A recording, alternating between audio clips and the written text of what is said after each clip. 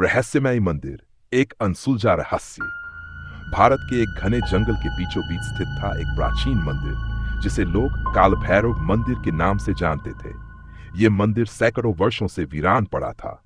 कहा जाता था कि जो भी इस मंदिर के अंदर गया वह कभी वापस नहीं आया। इस रहस्य को जानने की उत्सुकता हर किसी के मन में थी, लेकिन डर के कारण कोई वहां जाने की हिम्मत नहीं करता था। राजस्थान के एक छोटे से गांव में रहने वाला अर्जुन पुरातत्वविद था। उसे रहस्यमयी जगहों की खोज करना बहुत पसंद था।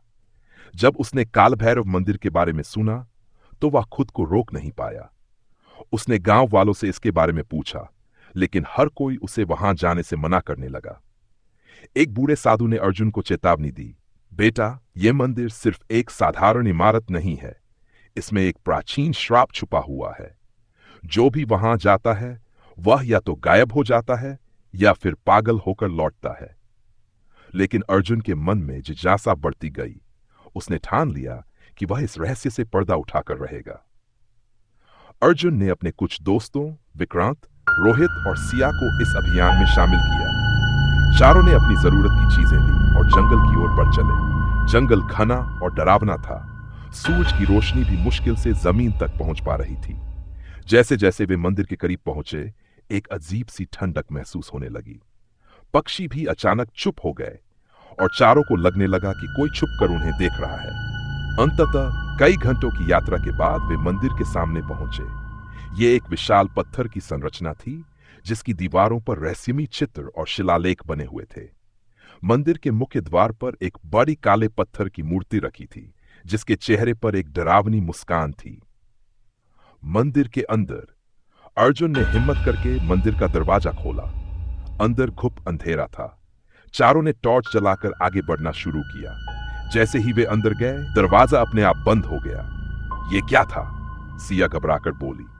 विक्रांत ने दीवारों को छूते हुए कहा, लगता है यह मंदिर सच में किसी रहस्य को छुपाए हुए है। मंदिर के अंदरूनी हिस्से में कई मूर्तियां थीं, लेकिन उन सबके चेहरे विकृत और डरावने थे। अचानक अर्जुन को फर्श पर कुछ अजीब निशान दिखे। ये किसी के पैरों के निशान थे, लेकिन वे आधे मानव और आधे किसी जानवर के थे। यह संभव नहीं है, रोहित ने जैसे ही उन्होंने मंदिर के गर्भगृह में कदम रखा, चारों को अपने पीछे किसी के चलने की आहट सुनाई दी। लेकिन जब वे पीछे मुड़े तो वहां कोई नहीं था। अचानक हवा में एक अजीब सी सरसराहट गूंजने लगी। दीवारों पर बनी मूर्तियों की आंखें लाल हो गई और फर्श अपने आप हिलने लगा।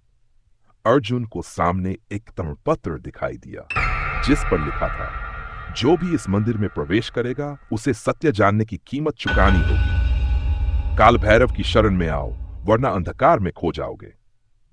हमें यहां से निकल जाना चाहिए, सिया घबराकर बोली। लेकिन तभी विक्रांत एक कोने की ओर देखने लगा। वह देखो, वहां कुछ लिखा है। दीवार पर एक और शिलालेख था जिसमें किसी प्राचीन भाषा में कुछ लिखा था। अर्जुन ने अपने जान का उपयोग करते हुए उसे पढ़ने की कोशिश की। यह मंदिर किसी राजा का नहीं, बल्कि खुद काल भैरव का है। यहां देवता की शक्ति कैद है जो समय आने पर मुक्त होगी। जो भी इस शक्ति को मुक्त करने की कोशिश करेगा वह खुद एक श्रापित आत्मा बन जाएगा।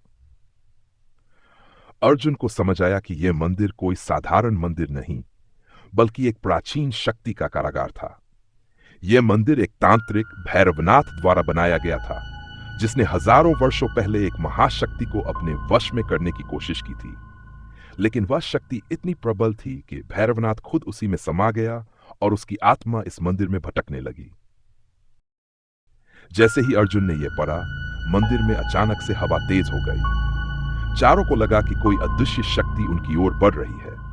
रोहित अचानक जमीन पर गिर पड़ा और चीखने लगा, कोई मेरी आत्मा को खींच रहा है।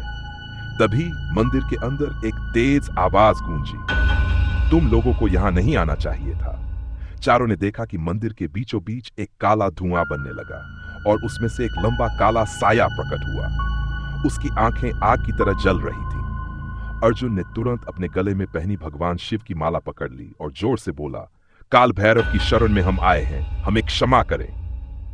अचानक मंदिर के अंदर सब कुछ हिलने लगा। वो साया जोर जोर से चिल्लाने लगा और हवा में घुलने लगा।